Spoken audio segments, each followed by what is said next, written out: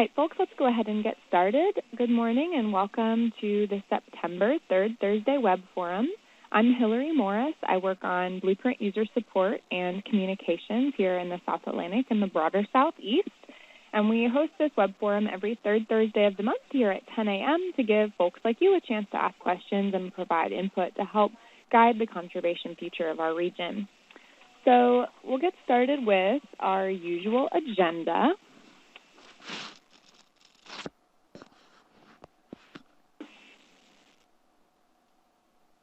So we'll start out by introducing our speaker, then we'll move on to our monthly topic where our speaker will talk for 30 to 40 minutes. We'll have plenty of time for Q&A and discussion, and then I'll wrap up previewing the next webinar. Usually we have some staff updates, but I'm going to skip that this month because Rua is pretty much going to cover everything that we wanted to share with you all. So our speaker today is Rua Mordecai, who, as you probably know, is the coordinator for both the Southeast and the South Atlantic Conservation Blueprints. So he's going to be giving us an update on tracking progress toward the CCAS 10% goal, as well as an update to the Southeast Blueprint that's coming out just next month in time for the annual meeting for SIAFWA. So just a couple of logistics before I hand things over to Rua. I'm going to put us in silent mode so we don't have background noise, which means if you need to speak up at any time, just press *6 to unmute your line, or you can always pose questions using the chat box, and I'll keep an eye on that.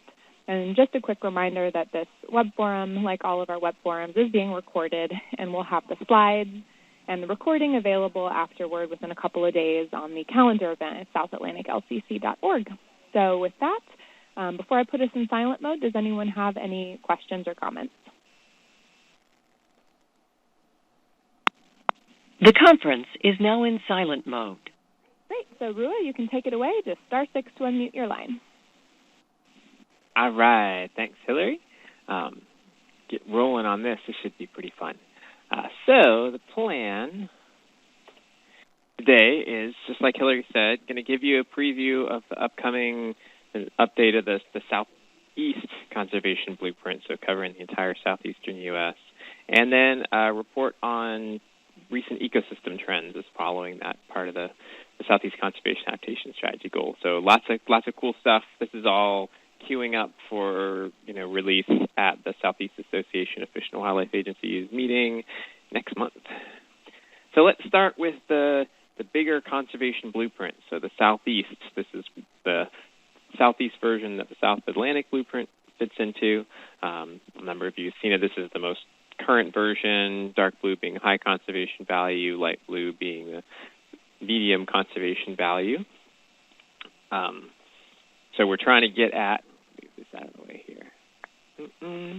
So high conservation value, we're capturing areas most important for ecosystem health, function, connectivity. Medium conservation value, those are often the areas that might need a little love. They got some good bones, but they're important for buffering high value areas, or they've got some nicer opportunities. So that's what we're shooting for. And just as a reminder about the blueprint in general, this is a places for shared conservation action, but for a range of conservation actions, things like management, economic incentives, protection. So it's not just about protection. It's work in progress. This is the Southeast Blueprint we update every year. So we're regularly trying to incorporate new data, new information as we get it. And it's really this regional lens, to be used in combination with local data and knowledge. So it's to complement the existing, more detailed things that many of you already have available. The other thing I wanted to mention is that it really is the product of integrating a number of existing spatial plans throughout the South. And so what you're seeing is all the different inputs, and then the crosshatched areas are the places where there are these overlap areas. So that is one of the things one of the tricky things, and it's one of the things we worked on is how do we deal with these different overlap areas. So you can sort of see the South Atlantic Blueprint in there, and then a lot of the other connections.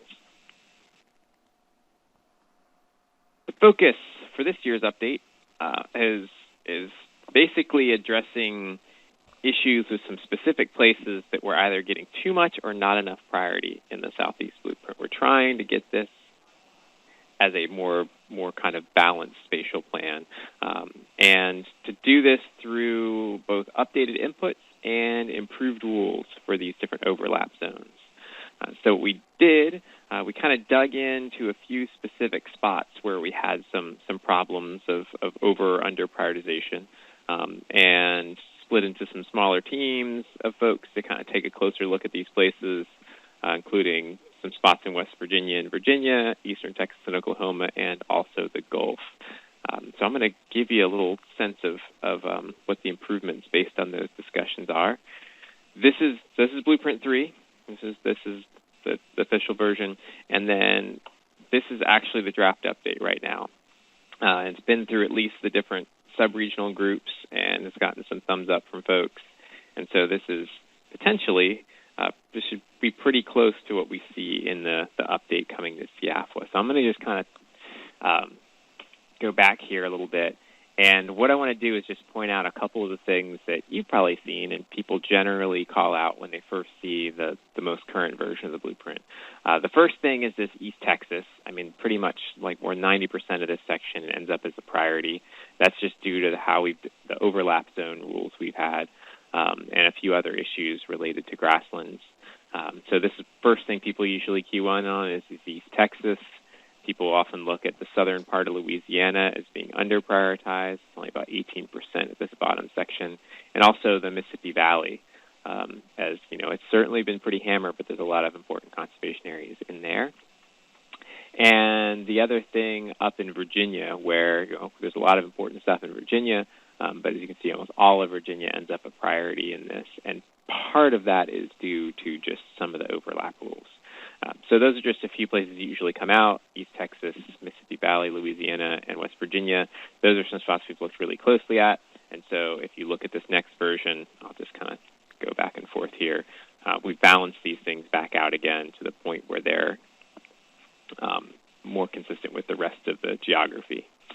And we're going to zoom in a couple places. But the other thing I wanted to mention is that almost all of the inputs into the blueprint are updated at this point. So we worked on those issues, but this entire section in the middle part of the South is updated. We have some improved versions of most of this, except for some of the sections of the South Atlantic here. But almost everything else is improved. And also, as you probably noticed, there is also a marine part wrapping around Florida now. So that is an expansion. It's grayed out here just for various display reasons, but based on the feedback we've gotten so far, that initial version of a sort of marine part of the Florida blueprint is going to make it into this next draft, or is likely to. So that's just a quick toggle back and forth. Old, new, old, new. We'll be getting this out, fully integrating it in GIS and getting out in a viewer. That's what we're working on right now, so other people can kind of zoom in closely. But since you don't have a fancy little viewer to look into, I just wanted to highlight a couple specific places real quick that may not be as obvious just based on being zoomed out here. Actually, before I do that, let me tell you about what we changed. The old blueprint integration rules. So first step, convert the blueprint inputs to get as close as possible to 30% in that high value and 20% in medium conservation value.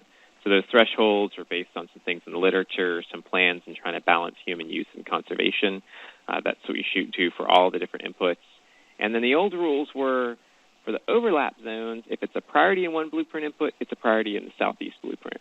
This was kind of the safer version. The points of contact really wrestled with this back and forth about the pluses and minuses of this, but really to stay safe, if folks were kind of working from one of these various blueprint inputs, just to be safe, they didn't want to kind of go cross with the larger Southeast blueprint.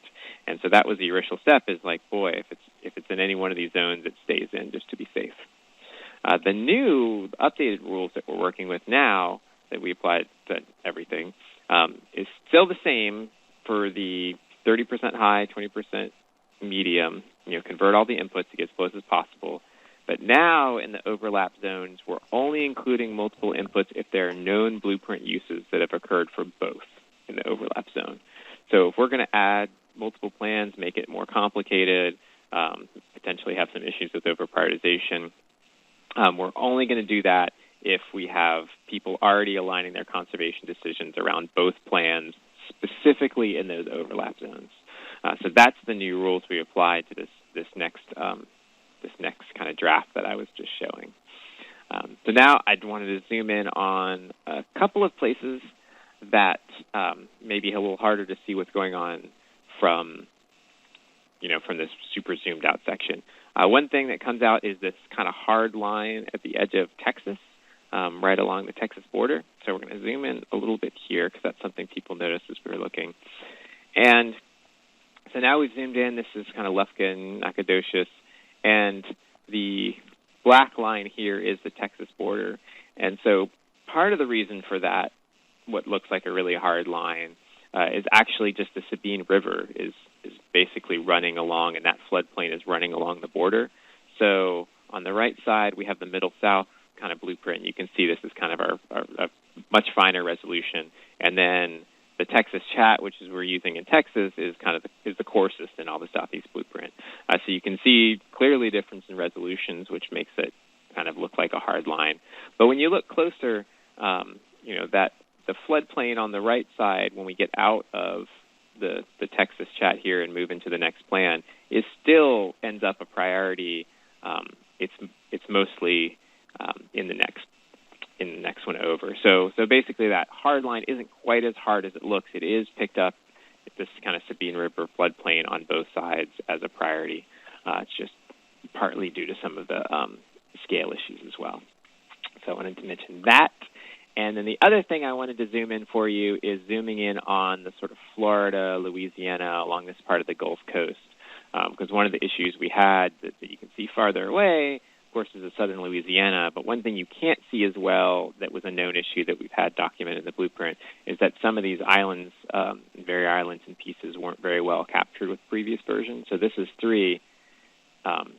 This is the next draft here. And so if I go back and forth, you can notice in these sections that we're capturing more of some of the important places within the islands, in addition to fixing out some of the parts of southern Louisiana. Still work to be done on the Alabama, Mississippi, and also in the southern Louisiana. We've got folks that have been involved in the Louisiana Coastal Master Plan that are going to be coming on to help improve the overall Gulf integration and improve the Gulf part of this blueprint. So I think we'll be able to make some good strides, continue to make good strides in this area.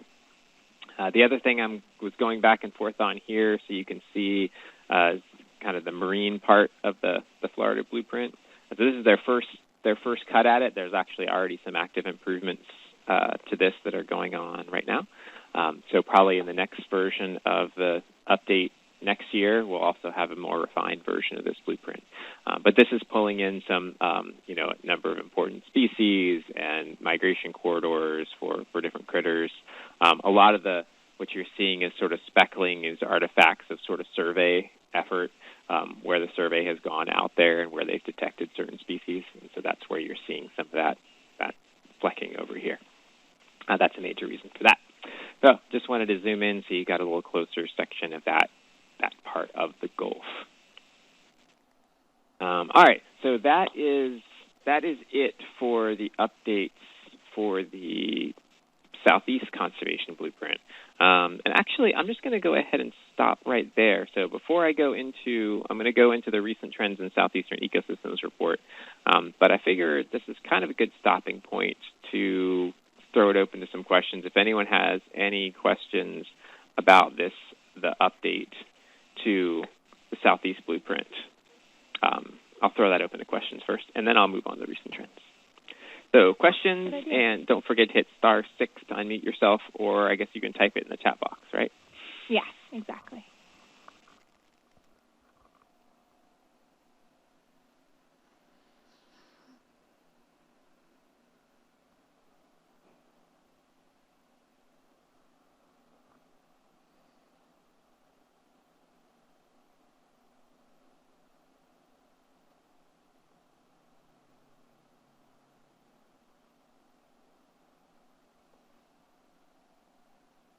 Well, not hearing anything, not seeing anything in the chat. I'll pause one more time, folks. Don't be shy.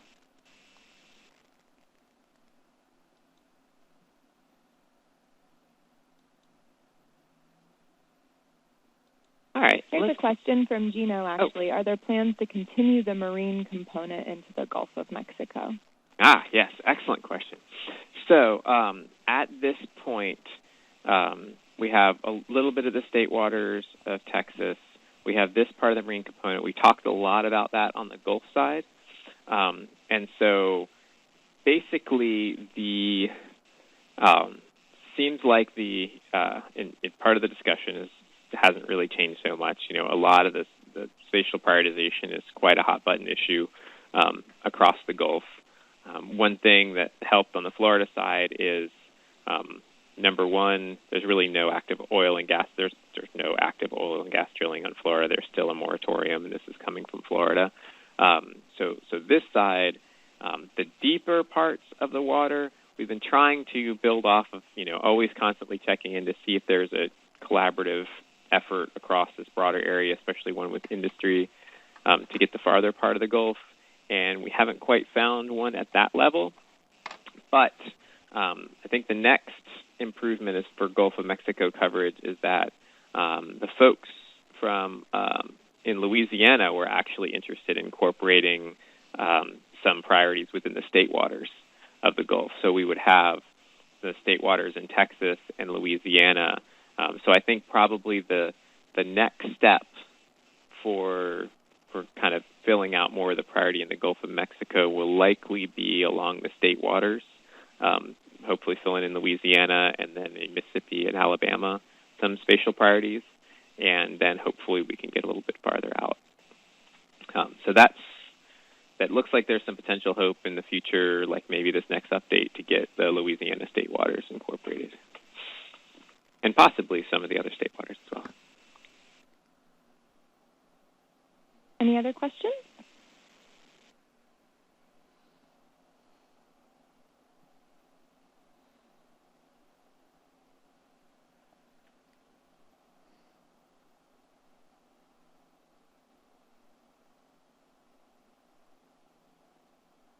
All right, part two. Fast forward through all this now. All right, so we were just talking about the connected network of lands and waters. What does that look like, and continue to try to integrate that across the South. But also, part of the Southeast Conservation Adaptation Strategy, we had this broader goal of a 10% or greater improvement in health, function, and connectivity Southeastern ecosystems by 2060, and a few metrics to see help keep us on track till 2060. And so one of those big ones is the 1% improvement every 4 years. And so this time, this report that will be coming out for SIAFWA is pretty much trying to say, well, how are we doing on that near-term metrics? What are the recent trends in southeastern ecosystems, and how are we doing compared to a 1% improvement? And no, Del, I do not want to update that. All right, so this assessment is really a first cut at that goal, that 1% every 4 years goal. And the idea is to basically try to see, well, where are we right now, and facilitate some discussions about actions needed to meet this goal. So it's going to be presented at a symposium at SIAFWA, where we're going to be talking about not just the results, but also have some different folks talking about what is it going to take for us to stay on track for the goal. So it should be fun. Minor symposium plug if you're at SIAFWA. This one will be fun. All right, so methods. Basically pull information from 10 different assessments. So the idea is let's use the existing monitoring that we have right now and kind of put it together to see what it says about progress towards the goal. So pull them from a number of different assessments, aquatic and terrestrial, and estimated trends based on the most recent 3 to 6 years of data available. It's just the challenge of every assessment has different years. So when I say the most recent 3 to 6 years of data, that might be 2012 to 2018, or that could be, 2010 or something like that. So it's basically a little bit different time horizon for most of them, but really trying to get what's the most recent trajectory we know of for these different indicators. So I'm going to give you a quick flow through some of the big messages coming through this report. So Longley Pine in general is on track to meet the goal prescribed fire is increasing, longleaf area is increasing. It's increasing enough to stay on track for that 1% goal. So it's good to see there's been a lot of effort in that. Also, even some of the species, Gopher Tortoise seem to be increasing as well, which is nice to see. So that green is basically percent of surveyed area that's increasing. But species needing other grasslands are not doing so well. The pine and prairie birds mostly declined, and that's that sort of red section right there. And it's a lot of it is the species that depend on not just longleaf but other grassland ecosystems. And so those, in particular, those other grasslands are not doing anywhere near as well. Also in this report, when we can, we break it down by state just to kind of look at these trends. So this is zooming into the state level trends for all the different species within that pine and prairie bird index. So I'm not showing those all because they don't fit as well in a slide, but one of the other key take-homes here is that there's other factors that can cause some state-level variation in trends. Our kind of high confidence increase in Texas around quail likely has more to do with sort of weather patterns and precipitation than it does things you might see in other places. But still, we basically try to split, whenever possible, all these things I'm talking about down to a more detailed state level as well. Upland forests improved a little. The forest area increased between 2011 and 2016 in all categories, evergreen, mixed deciduous, and overall. Not quite enough to stay on track, but there was an overall increase in forest area. Of course, that's also related to the overall decrease in some of the prairie habitats. And a slight majority of upland forest birds also increased. So you see a little bit more green in that than the other side of things. One thing that we hope to get to related to sort of connectivity, but it's probably going to be next year's report, was something around fragmentation and basically changes in patch size. We didn't quite get to that. We have a way to do it, we think, but it's not going to be cooked in time for SIAFWA. So that's another cautionary thing. We're not capturing changes in patch size in this report. Forested wetlands are on track. Forested wetland area increased, and most forested wetland birds in the Forested Wetland Bird Index also increased. We're spending a lot of time and money around riparian areas and forested wetlands, especially with policies and with all the opportunities because everyone wants to protect water supply. So overall, those seem to be on track to meet the goal, which is cool. Rivers and streams are complicated. That's my take home on this one. And water quality, as would be no surprise to most people on this call, is also complicated. This is some of the stuff from the National Rivers and Streams Assessment. And this is kind of an interesting pattern when you add it all up, where you end up with, a higher percent of areas in good condition and also a higher percent of areas in poor condition, which represents some interesting trends of, the worst getting worse and good getting better in some spots. So that's actually a little unusual in some of these patterns. So that's interesting. On balance, it's getting a little worse, but it really depends on how you slice the pie and how you think about condition. And then also those variations those change quite a bit based on what subregion. So in the Rivers and Streams Assessment, the coastal plains in this green area basically got much worse on its own. So good went down, fair went down, and poor went up. Whereas the southern plains, this grayer area, actually did better overall. So there's some interactions with regions, and there's also some other interesting trends in water quality themselves. But it varies by region, and so water quality is complicated. I know, shocker, right? Aquatic connectivity is increasing. We're getting better, which is cool. This is percent change in dam numbers since 2013. But we still have a ton of dams out here. So this is coming from the SARP's Aquatic Barrier Assessment. And so while you can see it's getting better, percentage-wise, it's still fairly small. So we're not on track for a 1% improvement in aquatic connectivity. There are so many dams out there. But it is going in the right direction, which is nice to see. As far as beaches and dunes, we have kind of one indicator we're able to do for this one, and the trends are kind of mixed. It's interesting. So we have four species in there. Red knot and piping plover seem to be increasing over the near term, and whimbrel and willets seem to be decreasing. One thing I haven't mentioned throughout all of this is that the species within these indices, and that what I'm talking about, came about as regional species of greatest conservation need. This was another project through the Southeast Conservation Adaptation Strategy, working with the Wildlife Diversity Committee at CIAFWA. So these were basically, you have species of greatest conservation need within each state.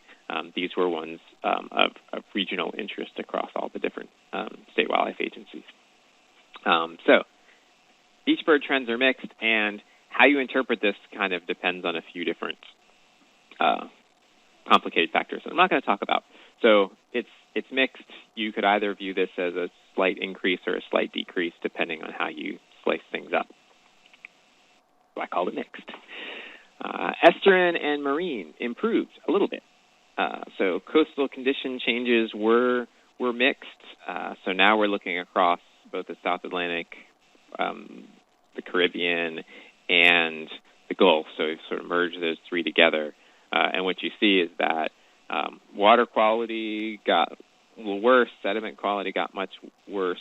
Benthic quality, which is more of a species-driven approach, so it's looking at all the different benthic species and saying, okay, what's the condition look like?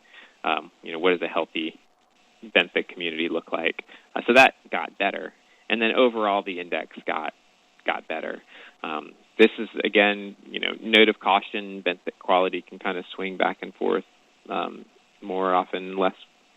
So that's another thing we'll have to keep an eye on when the next coastal condition assessment comes out. So it'll be interesting to see what the trajectory is. Again, that's also some of our oldest data because that's from back in 2000 or 2010. But for more recent stuff, fisheries have improved over the last few years. So what you're looking at right now is the percent of fisheries that are not overfished or overfishing, and so that the black dots in the middle is the overall average, and then these are the different sort of stocks, the way they separate them out into highly migratory South Atlantic, Gulf, and Caribbean. So overall, it's been getting better over time. Of course, fisheries and overfishing is just kind of one stressor in one part of the marine environment, but it is nice to see that getting better over time. And so that is the quick whirlwind. Here is one of the tables that we have in the very beginning, which just kind of summarizes a lot of the stuff I was talking about. What's the recent trend? Is it on track for the goal? What's the confidence in the trend? And so those color codes are sort of green, cool, we're on track; red, woo, we're in trouble; yellow, we're not meeting the goal. We need to kind of take a closer look at it. You'll notice the beach bird number is blank right now because we're still trying to figure out the most appropriate way to summarize the trend amongst a couple of options. But this just sort of gives you a sense of, in general, sort of dashboard of where things are going.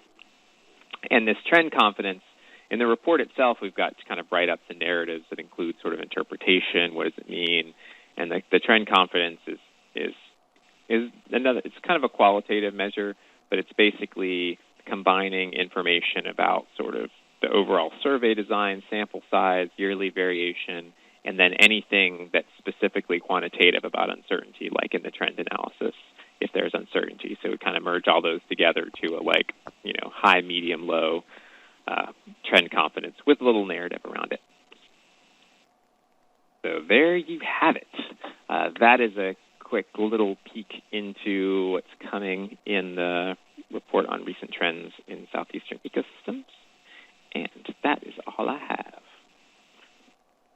Great. Thanks, Shira.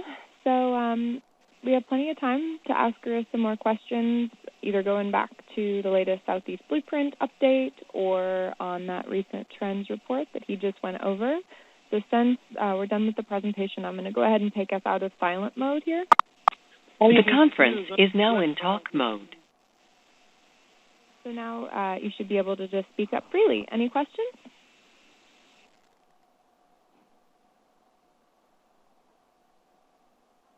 Hey, this is John Faustini. Can you hear me? Yeah, sure can. Great. Rua, I was curious about the coastal condition where you had the negative results for sediment quality and the positive results for benthic quality. How do we explain that? Because that's, obviously benthic quality sediment quality should be a pretty strong influence on benthic quality, one would think. Yeah, it is fairly interesting as I was sort of diving in there. I mean, one thing is there's kind of a temporal aspect of that too. Your sort of sediment, some of your sediment quality is happening instantaneously. And so part of that is kind of what you're sampling at the moment, whereas benthic quality is more of a long-term ecological sampling over multiple years. You can have you can kind of get a pulse and a more healthy benthic quality indicator as a longer term, whereas sediment quality sometimes is sort of an immediate, like what you got in that sample piece. But yeah, I think it's an excellent question. How those things. That's one thing that I've sort of reading up in the report and talking to folks. That is definitely one of the key questions I still have in my mind, and just in general that you would. Same thing with water quality. I mean, you wouldn't expect such a bump between those two. But I do understand that at least from the stuff I've heard about, that the sort of benthic community can, going from year to year, can kind of make some wider swings. So that's why I'm really interested to see what happens in this next assessment. Like, do we see kind of similar trajectories, or because the thing is, the coastal condition doesn't go back that far. Is this part of just a big, wide swinging pattern, which you hadn't seen in other sampling? Or is this telling us something that things are getting better? But yeah, that's interesting. Okay, great. Can you go back to the stream water quality and connectivity? Oh yeah. Where was I here? Yeah. So, what's the most recent data on that? So this is fairly old. This is 2004, 2005, and 2008, 2009. That's the oldest of the old. And that's another one that's supposed to be coming out soon. Right. I think it was done in like 2014, 15, something like that. And for some reason, they've been sitting on it. The analysis, everything's done because I have a EPA contact that I checked in with, and it's like, but I don't know what the holdup is, other than that EPA doesn't seem to be too keen on releasing data lately. No, it's one of the frustrating things about these, because they are random samples and holistic, and I guess it's maybe the sort of political policy nature of EPA or what have you, is that they'll release their reports, but it takes so long. Like you said, it's like, hey, here's our 2015 data released in 2035.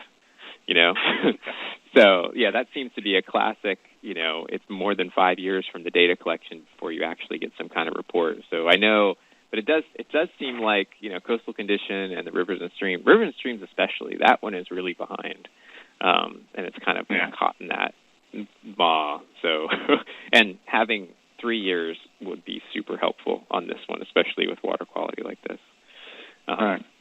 So yeah, I don't have the inside scoop on if there are any newer things, but that seems to be a classic pattern of you got the data, the report's basically ready, the data's basically ready, and it doesn't come out for another few years. Yeah. All right, thanks. Good question, John. Anybody else want to jump in?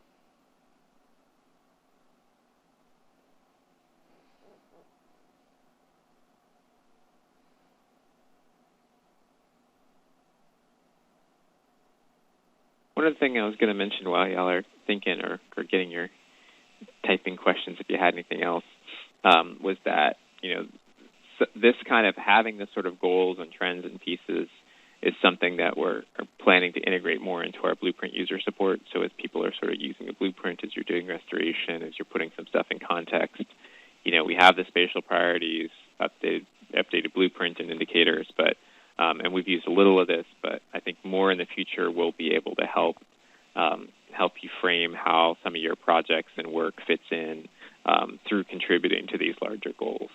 So that should be a nice additional asset in kind of bringing in dollars and putting stuff in context.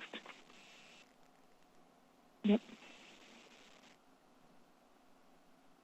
All right, last call for questions, folks. We're out of silent mode, so you can just manage mute on your own phone, or feel free to use the chat box.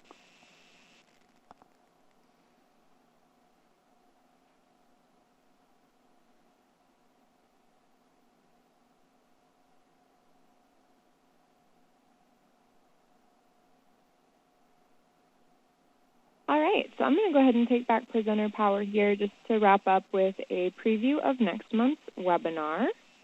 So let me share my screen again.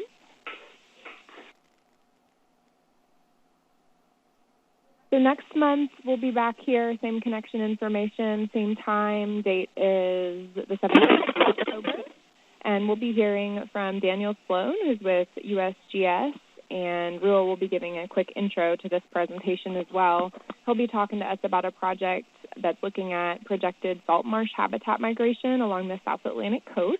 So this really emerged initially as an effort to model future indicator conditions for South Atlantic indicators, but it kind of evolved into this detailed look at salt marsh change as a major driver of other changes in indicator and habitat conditions. So this project's using CCAP data from NOAA to model extent and potential changes in salt marsh to produce basically a spatial prediction of the risk of habitat migration. So we're hoping the results will be valuable to managers looking to prioritize their decisions involving coastal habitat change or habitat protection. So just a quick peek of what to expect next month. We hope you'll join us.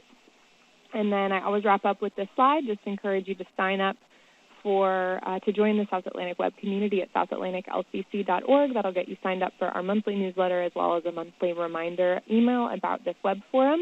You can always connect with your Blueprint staff. That's me and Amy and Louise and Rua and Mallory here in Raleigh, or with other members of the cooperative. And, of course, we encourage you to explore the Conservation Blueprint online, and please reach out to us if we can help you in any way or if you have feedback on how we can make it better. So thanks so much for tuning in. I'll pause one more time for questions just in case something else has occurred to you.